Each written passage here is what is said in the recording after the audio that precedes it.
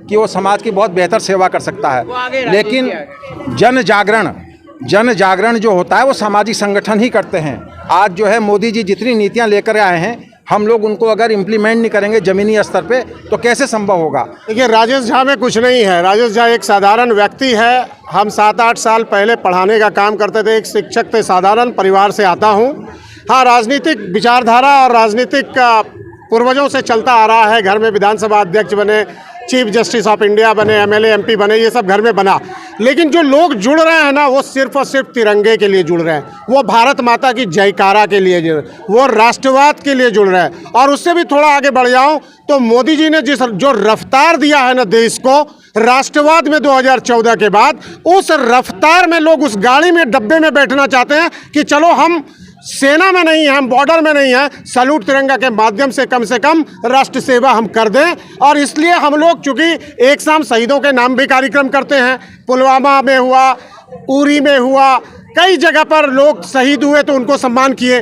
लेकिन तिरंगा यात्रा जब हम करते हैं तो फिर हम अटल बिहारी वाजपेयी जी के नाम पर भी अटल तिरंगा सम्मान करते हैं।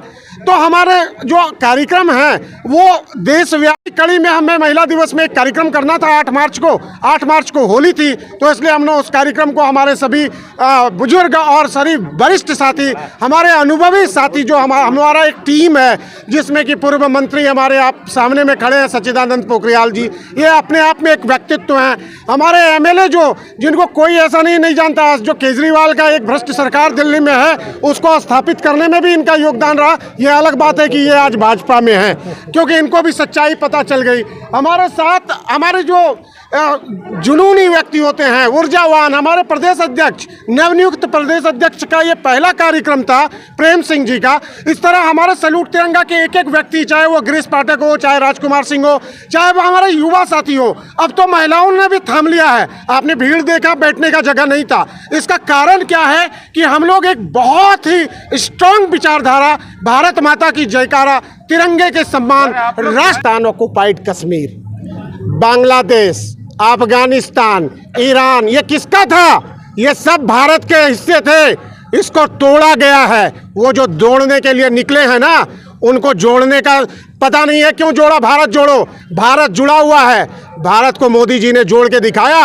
अमित शाह ने कश्मीर के अंदर 370 धारा हटाकर भारत में कश्मीर को भी आज़ाद किया और तिरंगे को हर चौक चौराहे पे फहराया। हमें भारत को पाकिस्तान ऑक्युपाइड कश्मीर में भी फहराना है। जरूरत पड़ा तो हम बांग्लादेश के अंदर भी घुसेंगे, जरूरत पड़ा तो। सैल्यूट तिरंगा एक राष्ट्रवादी सामाजिक संगठन है और साक्षरता के क्षेत्र में, शिक्षा के क्षेत्र में, पर्यावरण के क्षेत्र में, स्वास्थ्य के क्षेत्र में सैल्यूट तिरंगा बहुत राष्ट्रवादी कार्यों को अंजाम दे रहा है, आगे बढ़ा रहा है। और हमारी जो माननीय मोदी जी की नीतियां हैं, जिस तरह से नारी शक्ति का जो सम्मान उनके कार्यकाल में हो रहा है, जो दायित्व उनके कार्यकाल में दिए जा रहे हैं। पहले जैसे कि आपने सुना होगा, मैथिली शरण गुप्त जी को आपने पढ़ा होगा कि अबला जीवन हाय तुम्हारी यही कहानी, आंचल में है दूध और आँखों में है पानी।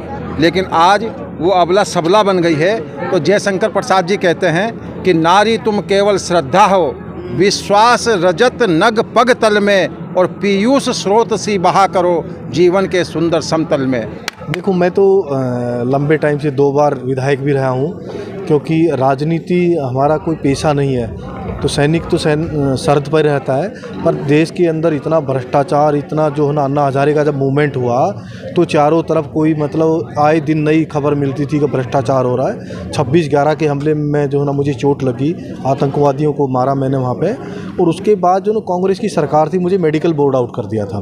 मेडिकल बोर्ड आउट मुझे किया 14 साल 3 महीने और 10 दिन के अंदर, और मुझे 19 महीने तक पेंशन नहीं मिल रही थी और ना ही मेरा कोई हालचाल पूछ रहे थे।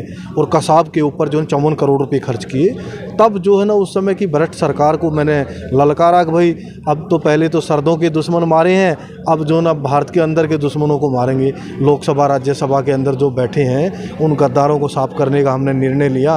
और पहला चुनाव जो ना दिल्ली के अंदर हुआ, तो मैं दिल्ली कैंट से जो ना मैंने चुनाव लड़ा, और मैं दोनों बार दिल्ली की जनता ने और देश की जनता ने जो ना मुझे भारी वोटों से जिताया। और मैंने बहुत ही ऑनेस्ट निष्ठा के साथ और ईमानदारी को लेते हुए और अपने जो मूल मंत्र जो फौज का है उसको आगे बढ़ाने का काम किया। जब भी सेना की कोई बात आती है, पुराना जो पूर्व में सरकारें थी, उन सरकारों के टाइम में देश के अंदर अम्युनिशन भी नहीं बनाया जाता था।